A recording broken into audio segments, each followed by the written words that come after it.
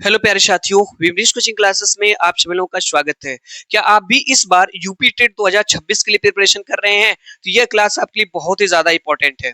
बहुत से मेरे साथी पूछ रहे थे कि सर हम लोग किस तरह से तैयारी करें ताकि इस बार जो है जो आपका यूपी टेट 2026 में होने वाला है इसको आसानी से जो है पास कर सकें। यहाँ पे सबसे पहले हम लोग देखते हैं ये जो दिया गया है यहाँ पे उत्तर प्रदेश शिक्षक पात्रता परीक्षा 2011। आप कहेंगे सर ये ऐसा क्यों है? यहाँ पे लिखा है मैंने गणित पेपर जो हुआ था गणित का 13 नवंबर 2011 में ये पेपर हुआ था। अब आप कहेंगे सर 2011 के पेपर को क्यों दिखा रहे हैं? यही तो करना है आपको है। सबसे पहले आपको क्या करना होगा, अपनी तैयारी कैसे स्टार्ट करनी है उसको आपको समझना होगा। ठीक है, सबसे पहला काम आपका ये होना चाहिए कि 2011 से टेट हो रहा है, 2011 से लेकर के 2021 तक। ठीक है, 2011 से लेकर के मेरी बात आप ध्यान से सुनिएगा। 2011 से लेकर के 2021 तक जितने भी टेट हुए हैं यूपी टेट के एग्जाम, सबसे पहले उन सभी पेपर्स को आप उठाइए। उन सभी पेपर्स को एक एक सेट को उठाइए और सभी का प्रैक्टिस सेट जो है लगा डालिए। ठीक है, अगर आप ऐसा नहीं कर पा रहे हैं तो मेरे इस चैनल से जुड़ जाइए विमलेश कोचिंग क्लासेस से। हम अपने इस चैनल पे लगातार आपको आज से ही 2011 का पहले पेपर आपको कराएंगे। उसके बाद 2011 से लेकर के 2021 तक जितने भी पेपर हुए हैं सभी कंप्लीट पेपर आपको करा देंगे। जितने भी आपके पेपर हुए हैं, अगर सबसे पहले इन पेपर्स को आपको लोग कर लेते हैं, आप लोग आंसर कितनी बार सॉल्व करेंगे? तो 2 बार। कितने टाइम्स? 2 टाइम्स आपको करना होगा। जो भी लोग अगर इसको 2 बार कर लेंगे डेफिनेटली इस बार का सीटेट एग्जाम आप पास कर लेंगे। आज हम आपको कराने जा रहे हैं गणित। ठीक है, गणित के 30 वे सभी क्वेश्चन जो आपके 13 नवंबर 2011 के पेपर में हुए थे। तो 2011 पेपर से आज हम स्टार्ट कर रहे हैं। ठीक है, और इसके बाद जो है गणित कराएंगे, हिंदी कराएंगे, इसके बाद ईवीएस कराएंगे।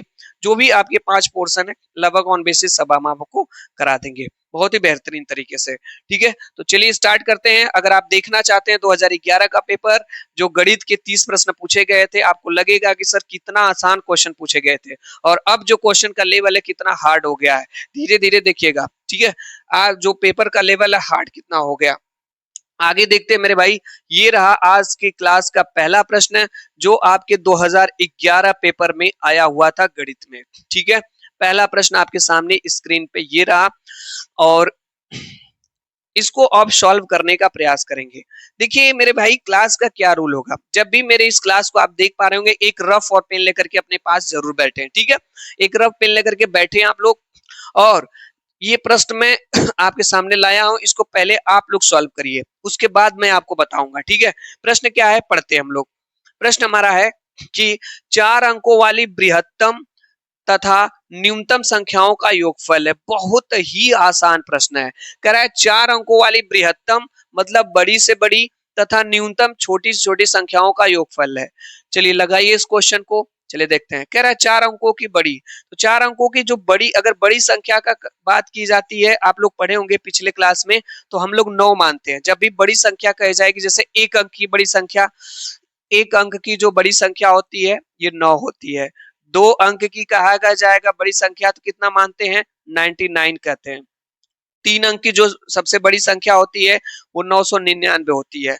ऐसा क्यों? आप खुद सोचिए। जैसे 1 अंक की जो सबसे बड़ी संख्या होती है 9 तो ही होती है। जैसे 1 2 3 4 5 6 7 8 9, 9 के बाद जैसे 10 पे जाते हैं तो वो 2 अंक की हो जाती है। तो 1 अंक की सबसे बड़ी संख्या आपकी जो होती है वो 9 होती है। इसके बाद 2 अंक की जो सबसे बड़ी संख्या होती है 99। इसी तरह 3 अंक की सबसे बड़ी संख्या 999। आप कहेंगे सर 4 अंक की जो सबसे बड़ी संख्या होगी ना वो होगी जो है 49। ये हो जाएगी 4 अंक की सबसे बड़ी संख्या। यही जो 4 अंक की जो सबसे बड़ी संख्या होती है इसी को कहा जाता है बृहत्तम। क्या? बृहत्तम। बड़ी को ही कहा जाता है बृहत्तम। ठीक है, तो हमको मिल गया 4 अंकों की सबसे बड़ी संख्या। यहाँ पे फिर कहा है 4 अंकों की न्यूनतम संख्या। तो 4 अंकों की जो न्यूनतम संख्या, तो 1 अंक की जो सबसे छोटी संख्या होती है वो होती है 1। 2 अंक की जो सबसे छोटी संख्या होती है वो होती है 10। यहाँ पे हम छोटी संख्या या न्यूनतम संख्या की बात कर रहे हैं। ठीक है, अगर 3 अंक की सबसे छोटी संख्या आपको माननी है तो आप कहेंगे सर 100 होती है। 4 अंकों की जो सबसे छोटी संख्या होती है वो होती है 1000। नहीं पता है तो आप लोग जान लीजिए, ये सबसे ज्यादा आपके लिए इंपॉर्टेंट है। ठीक है, ये देखिए हो गया। हमें जो है 4 अंकों की सबसे छोटी संख्या भी मिल गई और 4 अंकों की सबसे बड़ी भी संख्या मिल गई। फिर यहाँ पे क्या करा, योगफल। योगफल का मतलब इसको जोड़ लीजिए। चलिए जोड़ते हैं भाई। 4 अंकों की सबसे बड़ी संख्या 49, 4 अंकों की सबसे छोटी संख्या 1000, जोड़ लेते हैं। 9 यहाँ पे हो जाएगा, यहाँ पे 9 हो जाएगा, यहाँ पे 9 हो जाएगा, 9 1 10 हो जाएगा। क्या यह किसी ऑप्शन में है? देखिए चारों ऑप्शन में ए बी सी डी में, कहेंगे हाँ सर यहाँ पे है। इसका ऑप्शन नंबर सी सही हो जाएगा। देख रहे हैं 2011 पेपर में कितना आसान प्रश्न गणित का पूछा गया था। ये प्रश्न मेरे भाई आपके लिए आसान हो सकता है। ठीक है, आपको लग रहा है बहुत इजी प्रश्न है, क्या इस तरह के प्रश्न पूछे जाएंगे? हाँ, 30 प्रश्नों में 2-3 प्रश्न आपसे इजी पूछे जाएंगे। ठीक है, बस आप कॉन्सेप्ट सीखते चलिए। प्रश्न पूछा गया, बहुत ही शानदार प्रश्न है। प्रश्न है कि शुरू में तापक्रम, ये 18 डिग्री सेल्सियस है, 18 डिग्री सेल्सियस। शुरू में तापक्रम 18 डिग्री सेल्सियस बढ़ता है, फिर 23 डिग्री सेल्सियस घटता है। यदि प्रारंभिक तापमान 27 डिग्री सेल्सियस हो तो अंतिम तापक्रम क्या होगा? प्रश्न जैसे कह रहा है वैसे इसको हम लोग लगा लेंगे बहुत ही आसानी तरीके से। क्या प्रश्न कहा है? शुरू में तापक्रम कितना है? 18 डिग्री सेल्सियस। लिख लीजिए 18 डिग्री सेल्सियस है। इसके बाद कितना? 18 डिग्री सेल्सियस बढ़ता है शुरू में, तो प्लस 18 डिग्री सेल्सियस। जब बढ़ेगा तो प्लस करते हैं, यहाँ पे नोट करेंगे। जब तापमान बढ़ता है तब प्लस लिखेंगे, जब तापमान हमारा घटता है तब क्या करेंगे? माइनस करेंगे। कोई भी चीज बढ़ती है तो प्लस में करते हैं, कोई चीज घटेगी तो माइनस होती है। तो यहाँ पे शुरू में जो तापमान है, यहाँ पे देखिए प्रश्न क्या आ गया, 18 डिग्री सेल्सियस बढ़ता है तो हमने 18 डिग्री सेल्सियस बढ़ा लिया। उसके बाद फिर 23 डिग्री सेल्सियस घटता है। जब 23 डिग्री सेल्सियस घटता है तो यहाँ पे माइनस 23 डिग्री सेल्सियस कर लीजिए। ऐसा क्यों कर रहे हैं? यहाँ पे क्या है, 23 डिग्री सेल्सियस घटता है, घटता है का मतलब क्या हो जाएगा? माइनस हो जाएगा। यदि प्रारंभिक तापमान 27 डिग्री सेल्सियस हो, प्रारंभिक तापमान मतलब पहले तापमान कितना था? 27 डिग्री सेल्सियस। पहले तापमान ये था, फिर 18 डिग्री सेल्सियस बढ़ गया, फिर 23 डिग्री सेल्सियस घट गया। ठीक है, चलिए अब हम लोग जो है जोड़ लेते हैं। यहाँ पे भी कुछ नहीं तो प्लस होगा, 27 और 18 को जोड़ लीजिए, आसानी से यहाँ पे जोड़ते हैं हम लोग है। 8 और 7 15, 2 और 1 3 1 4, 45 हो गया। जब इसको हमने जोड़ा तो 45, और 45 में से 23 को घटा लीजिए। ठीक है, तो 5 में से 3 जा 2, 4 में से 2 जा 2, कितना डिग्री सेल्सियस? 22 degree Celsius. किसी ऑप्शन में है? आप कहेंगे हाँ सर, ऑप्शन नंबर ए हमारा करेक्ट हो जाएगा। कौन सा option? Option number A correct हो जाएगा। प्रारंभिक तापमान 27 डिग्री सेल्सियस, लिख लिए 27 डिग्री सेल्सियस। 18 डिग्री सेल्सियस बढ़ा तो प्लस 18 डिग्री सेल्सियस कर लिए, फिर 23 डिग्री सेल्सियस घटा तो 23 डिग्री घटा लिए, ये हो जाएगा 22। ये दूसरा प्रश्न 2011 में ये प्रश्न पूछा गया। ठीक है, अगला प्रश्न है, अगला प्रश्न आपके सामने, ये रहा आपके सामने अगला प्रश्न। बहुत ही शानदार प्रश्न और तीसरे नंबर का प्रश्न आपके सामने है। ये तीसरा तो, हाँ तीसरा नंबर यहाँ पे है मेरे भाई, सॉरी मिस्टेक हो गई। यहाँ पे हमारा तीसरा नंबर का प्रश्न। चलिए 10 सेकंड का आपके पास टाइम है, रफ पेन उठाइए, इस क्वेश्चन को लगाइए, देखते हूँ लगा पाते हैं कि नहीं। बहुत ही सिंपल पेपर है भाई, गणित से घबराना नहीं है, परेशान नहीं होना, सब कुछ हम आपको सिखाएंगे। पहले तो हम आपको 2011 का पेपर करा रहे हैं, फिर चैप्टर वाइज जो गणित के सभी क्वेश्चन को है हम सब आपको करा देंगे। ठीक है, बढ़िया क्वेश्चन है, मान निकालिए। यहाँ पे पूछा गया है, यहाँ पे 4 ऑप्शन है, देखते हैं हम लोग लगा पाते हैं कि नहीं। लगाइए, प्रयास करिए लगाने का। ठीक है, लगाते हैं हम लोग। सबसे पहले समझिए, ध्यान से समझेंगे आप लोग। यहाँ जो ब्रैकेट दिया है, -2 ब्रैकेट में, -3 ब्रैकेट में, -4 ब्रैकेट में, -5 ब्रैकेट में, -6 ब्रैकेट में दिया। यहाँ कुछ नहीं तो इसके बीच में इंटू समझा जाता है, गुणा याद रखिएगा। इसके भी सब बीच में इंटू होगा, इसके भी बीच में इंटू, इसके भी बीच में गुणा समझा जाएगा। इसका मतलब इन सभी का आपस में क्या है? गुणा है। सबसे पहले मैं आपको बता दूं, आप जो है चिन्ह जो प्लस या माइनस होगा उसको छोड़ दीजिएगा, जो अंक दिया रहेगा उसका आपस में गुणा कर लीजिएगा। ठीक है, हम लोग गुणा करेंगे, 2 का 3 में गुणा करिए, कहेंगे सर 2 तिहाई कितना हो जाएगा? 6 हो जाएगा, 6 चौक को 24 हो जाएगा। अब 24 का 5 में गुणा नहीं आ रहा है तो कहीं लिख लीजिए, ठीक है, 24 गुणे 5, फिर से समझते हैं। 2 का गुणा इसमें किए, 2 तिहाई 6, 6 चौको 24, 24 यहाँ तक आ गया, 24 का 5 में गुणा किए, 5 चौको कितना हो गया 20, यहाँ पे 2 कैरी हो गया, 5 दूना 10, 2 क्या हो जाएगा 12 हो जाएगा, 12 हो गया। इसके बाद हम लोग इसमें 6 का गुणा करेंगे, यहाँ पे 6 इंटू कर लेते हैं, यहाँ पे 6 का गुणा 0 में तो 0 हो जाएगा, 6 दूना हो जाएगा 12, 6 एकम 6 एक 7 हो जाएगा। कितना आ गया 720 आ गया। कितना आ गया 720 आ गया। अब आप कहेंगे सर 720 ऑप्शन में तो है, यहाँ पे भी है, यहाँ पे भी है। हाँ सही कह रहे हैं सर, हाँ है, लेकिन सर प्लस होगा कि माइनस? अब मैं आपको बता रहा हूं, पहले आप जो है अंक का गुणा अंक में कर लिया करिए। हमने सबका गुणा कर लिया, 2 का गुणा 3 में, 3 का गुणा 4 में, 4 का गुणा 5 में, 5 का गुणा 6 में, तो 720 आ गया। अब आपको करना क्या है, चिन्ह का गुणा करना है, साइन का गुणा करना है। अब साइन का गुणा क्या होता है, यहाँ पे मैं एक चीज बता रहा हूं, ध्यान से समझिएगा। साइन का गुणा, चिन्हों का गुणा, चिन्हों का गुणा हम एकदम बेसिक बताएंगे, एकदम बेसिक हर एक चीज बताएंगे, ठीक है। आपको घबराना नहीं, परेशान नहीं होगा, हर एक चीज आपको सिखाएंगे। चिन्हों का गुणा, ठीक है। जैसे अगर समान चिन्ह रहेंगे, क्या रहेंगे, समान चिन्ह रहेंगे, तो गुणा करने पे उनको प्लस आता है। जैसे यहाँ पे है प्लस का गुणा प्लस में करेंगे तो आंसर आएगा प्लस, ठीक है। प्लस का गुणा प्लस में करेंगे, समान चिन्ह का मतलब है, जैसे अगर यहाँ पे प्लस है तो यहाँ पे भी प्लस है, अगर इसका दोनों समान है कि नहीं, जब ऐसे करते हैं तो इसका आंसर क्या आता है, प्लस आता है। जैसे यहाँ पे माइनस है इंटू माइनस है, जब गुणा करेंगे तो प्लस आता है। जब दो समान चिन्हों का गुणा करते हैं, इक्वल साइन का मल्टीप्लीकेशन करते हैं तो प्लस आता है। जैसे माइनस का गुणा माइनस में करेंगे प्लस, प्लस का गुणा प्लस में करेंगे तो प्लस आता है, ठीक है। ये तो पहला रूल हो गया। दूसरा रूल क्या है, विपरीत चिन्ह, विपरीत चिन्ह का गुणा जब करते हैं तब हमारा आता है माइनस।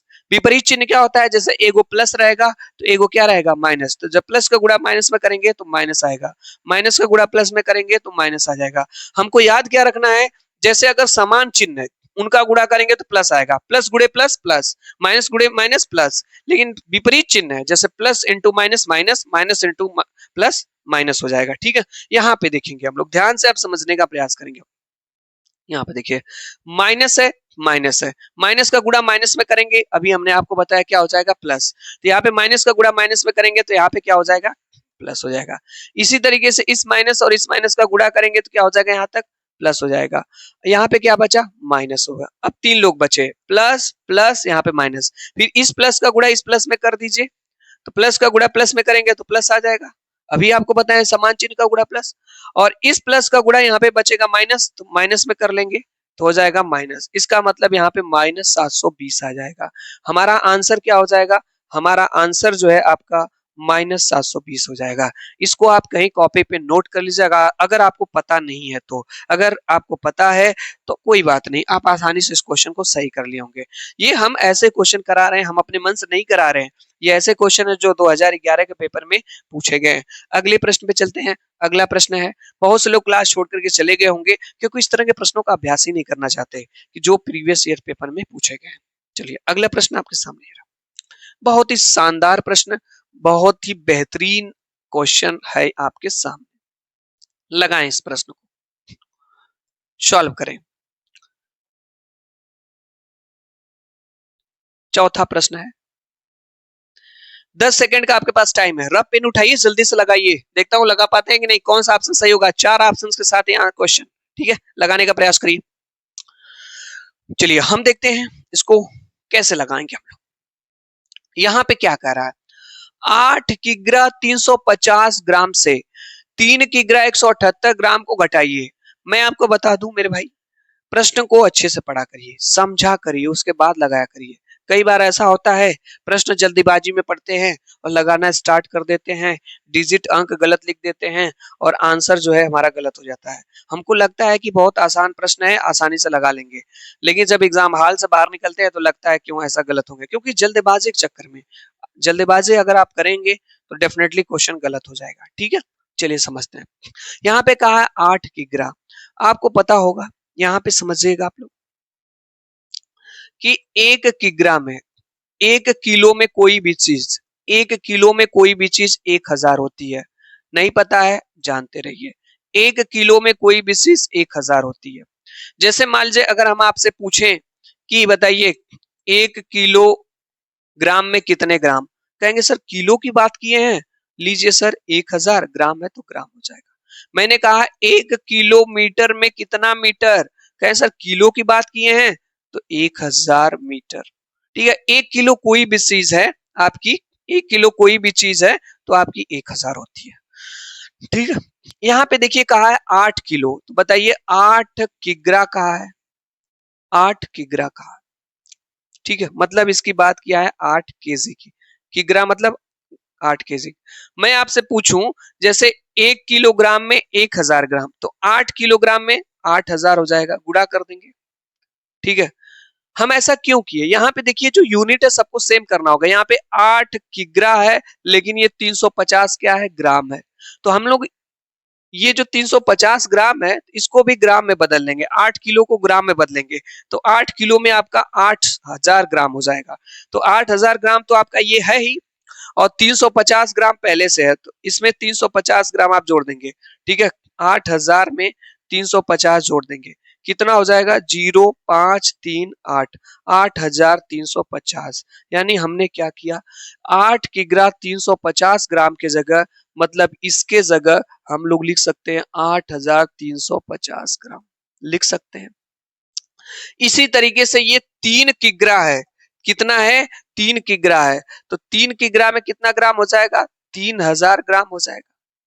3 किग्रा में कितना ग्राम, 3000 ग्राम। और 178 ग्राम इसके बाद है तो 178 इसमें जोड़ दीजिए, ये भी ग्राम में है, तो हमारे पास हो जाएगा 8713, 3178 ग्राम हो जाएगा। प्रश्न अब क्या कहा है, ये भी ग्राम में हो गया और ये भी हमारे पास ग्राम है। ठीक है, कह रहा है कि 8 किग्रा 350 ग्राम से, मतलब इसमें से 3 किग्रा 178 ग्राम को घटाइए, इसको घटाइए यानी घटाने के लिए कह रहा है, घटा लीजिए 8350 ग्राम में से इसको घटा लीजिए 3178 ग्राम। 10 में से 8 जाएगा 2, ये इसको हासिल दिया, 14 में से 7 जाएगा 7, 2 में से 1 जाएगा 1, 8 में से 3 जाएगा 5, 5178 क्या हो जाएगा, ग्राम। ये किसी ऑप्शन में है, हाँ है सर, यहाँ पे देखिए 5172, 5172 है, लेकिन इसको ये बदल दिया है। ठीक है, ये इसको बदल दिया है, तो ये ऑप्शन हमारा, आपका ऑप्शन नंबर फर्स्ट हो जाएगा। हम इस क्वेश्चन को चाहे तो ऐसे नहीं लगाए होते क्योंकि हमने ऑप्शन का ध्यान नहीं दिया, यही बात आपको भी ध्यान देनी होगी। इस क्वेश्चन को हम डायरेक्ट लगा दिए होते, किग्रा में से किग्रा को घटा दिए होते, ग्राम में से ग्राम का हमारा आंसर आ गया होता। देखिए कैसे सिंपल तरीके से, थोड़ा लंबा प्रोसेस कर दिए। यहाँ पे देखिए 8 किग्रा है, यहाँ पे कितना है, 3 किग्रा है, तो एक काम करिए आप जो है 8 में से इस किग्रा में से किग्रा को घटाइए, तो 8 में से 3 जाएगा तो कितना बचेगा, 5 किग्रा, और 350 ग्राम में से 178 ग्राम घटा दीजिए। ठीक है, यहाँ पे 8 में से 3 घटा दीजिए, 350 में से ये केजी में था और ये ग्राम में था। ठीक है, तो 350 में से 178 घटा दीजिए, तो ये हो जाएगा 2, ये 7, ये 1, ये कितना हो जाएगा, 5, तो 5 केजी आपका इतना ग्राम हो जाएगा। ऑप्शन नंबर 1 करेक्ट हो जाएगा। इस तरह से डायरेक्ट हम इसको लगा सकते थे। चलिए आगे चलते हैं अगले प्रश्न पे। अगला प्रश्न आपके सामने ये देखिए, बहुत ही शानदार प्रश्न, सिंपल प्रश्न पूछा गया। अगर मेरे भाई देख रहे हैं 2011 का पेपर कितना आसान पूछा गया गणित का, कितने छोटे छोटे क्वेश्चन पूछे गए, और आज एक ये समय है किस तरह के प्रश्न गणित के पूछे जा रहे हैं। एकदम हलवा क्वेश्चन है, एकदम इजी क्वेश्चन। प्रश्न क्या है कि 3.5 सेंटीमीटर व्यास वाले वृत्त की परिधि बताना है। तो आप मुझे ये बताइए, ये वृत्त होता है, ये हमारे पास वृत्त होता है, इसी को परिधि बोला जाता है। इसी को क्या बोला जाएगा, परिधि। ये परिधि है, वृत्त की परिधि। वृत्त की परिधि का फार्मूला क्या होता है, 2πr होता है। वृत्त की परिधि का फार्मूला क्या होता है, 2πr होता है। यही हमसे पूछा गया, वृत्त की परिधि 2 है, पाई का मान 22/7 है। अगर r कहीं से मिल जाता तो हमें वृत्त की परिधि मिल जाती। यहाँ पे जो दिया गया है 3.5, ये वृत्त का क्या दिया है, व्यास दिया है। वृत्त का व्यास यहाँ से लेकर के यहाँ तक ये 3.5 दिया है। ये आप जानते हैं व्यास जो दिया है हमारे पास वो 3.5 सेंटीमीटर दिया है। ठीक है, तो यहाँ से हमको क्या चाहिए, त्रिज्या। ये व्यास को d से डिनोट करते हैं, और त्रिज्या क्या होती है, ये सब त्रिज्या है r, ये क्या है, त्रिज्या है, ये भी क्या है, त्रिज्या है। त्रिज्या निकालने के लिए व्यास का आधा करते हैं, व्यास में 2 का भाग देते हैं, तो 3.5 में किसका भाग दे लेंगे, 2 का। तो हमारी यहाँ से जो रेडियस मिल जाएगी 3.5/2 हो जाएगी। अब हम लोग इसी फार्मूले में रख लेते हैं, यहाँ से 2 × 22/7 इसका मान हो जाएगा। इसका मान 3.5/2 आ गया। 7 से इसको काट देंगे, 7 एकम 7, 7×5 = 35, यहाँ पे दशमलव हो जाएगा। 2 से इसको काट देंगे, सॉरी 2 से 2 इसको काट दीजिए, यहाँ पे बच गया 22, यहाँ पे बच गया 0.5। गुणा कर लीजिए, 5 दूना 10, 5 दूना 10 1 11, एक स्थान पे दशमलव लगा दीजिए, तो हमारा आ गया 11 सेंटीमीटर। इसकी क्या आ गई, परिधि। किसी ऑप्शन में है, हाँ सर ऑप्शन में दिया गया है, ऑप्शन नंबर बी करेक्ट हो जाएगा। इस तरह से इसको हम लोग लगाना, ये आपको जानते रहना है। वृत्त की परिधि का फार्मूला ये, और वृत्त की जो त्रिज्या होती है व्यास की आधी होती है, इसको भी आप जानती रहिए। ठीक है, इस पे क्वेश्चन लग जाएगा।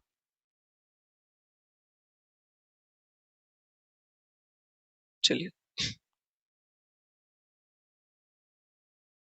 ये रहा आपके सामने अगला प्रश्न, और इसका आंसर आपको बताना है क्या होगा। प्रश्न बहुत ही शानदार है। प्रश्न पूछा गया बहुत ही सिंपल तरीके से 2011 का। संक्रिया दिया गया है, इसको हल करना है, ये कुछ नहीं इनटू है। ठीक है, चलिए सॉल्व करिए इसको आप लोग। सॉल्व करना है इसको।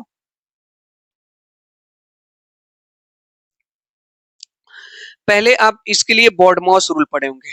बॉडमॉस नहीं पता है, आप नोट कर लीजिए। बॉडमॉस रूल में क्या होता है मेरे भाई, बॉडमॉस रूल में ये होता है कि सबसे पहले बी से, बी फॉर क्या होता है, ब्रैकेट। सबसे पहले हम लोग ब्रैकेट को सॉल्व करते हैं, जो ब्रैकेट होते हैं। उसके बाद ओ होता है, ओ मतलब ऑफ को सॉल्व करते हैं। इसके बाद डी फॉर क्या होता है, डिवीजन को सॉल्व करते हैं, मतलब भाग को, भाग को। उसके बाद एम मतलब होता है मल्टीप्लाई, इसका मतलब मल्टीप्लाई को सॉल्व करते हैं, गुणे को। ठीक है, उसके बाद आपका होता है ए, ए मतलब एडिशन होता है, ऐड को सॉल्व करते हैं मतलब प्लस को। उसके बाद सब्सट्रैक्शन होता है, ठीक है, घटाना, घटाने को। तो सबसे पहले किसको, ब्रैकेट को, फिर ऑफ को, फिर भाग को, फिर इनटू को, फिर प्लस को, फिर इसको। फिर से देख लेते हैं, यहाँ पे जो हमारा है 9 और 7 कितना हो जाएगा, ब्रैकेट को सॉल्व करेंगे 16 हो जाएगा, या भागे का साइन है बटे 4 हो जाएगा, गुणे 5 हो जाएगा, 4 चौक को 16 हो जाएगा, और 4 5 कितना हो जाएगा, 20। इसका आंसर क्या आ जाएगा, 20 आ जाएगा, जो कि ऑप्शन नंबर सी में दिया है। इस तरह से सही हो जाएगा। ठीक है, आगे देख लेते हैं। ये रहा आपके पास अगला प्रश्न, और पूछा गया है इसको सेट करना है।